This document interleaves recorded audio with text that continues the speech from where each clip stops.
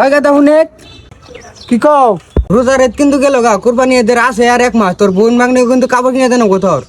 না না না, আমি অনকের কাপড় চুর কিনে দেব না, আমি গাড়ি কিনে ফকির হয়ে গেছি, আমার কাছে একটা টাকা নাই। ও বুঝছি, তুমি গাড়ি কিনে নাও, তোমার কাছে আছে অন্য টাকা, তুমি শ্বশুর বাড়ি কাপড় কিনে দিবে, অন্য আমি জানি না।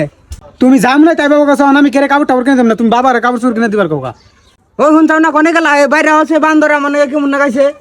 আই কিসে এত ডাড়াই করতেছ কে? তোমার মেয়ের তোমার নাতিনের করে কাপড় দিবার গেছিলাম, এই কথা বলছি দেখে ফুলা ভিজলে উঠছে। হাই হাই কুকুর, তুই এক কাটা মারি বেশি, তুই 20 লাখ টাকা, তুই 10 লাখ টাকা গাড়ি কিনলি, আর 10 লাখ টাকা কি করছত? তুই কি ওই 10 লাখ টাকা খুশি বাড়ি দিয়েছিস? এই কুকুরের বাচ্চা না, এই কুকুরের বাচ্চা রাখলে বাড়ি নষ্ট করে নেবো, এই কুকুর আজকে বাচ্চা করে খেতাম নেবো। এই কুকুরে হনি বাচ্চা কোনে কথা, এই কুকুরে বাচ্চা রাউন যাবো না। ওই শুনো, কি কও? এখানে আমি কি শুনতেছি ঈদ হারা না, তোমার ভাই তোমার নারায়ণ এসেছে, তোমার বোন বাড়ি গহনি কাপড় কিনে দেন নাকি? তোমার বোন বাড়ি একটা কাপড় কিনে দেবো না? আর শোনা, তোমার টেনশন করো না, আমার বন্ধু একটা কাপড় চুর কিনে দিম না।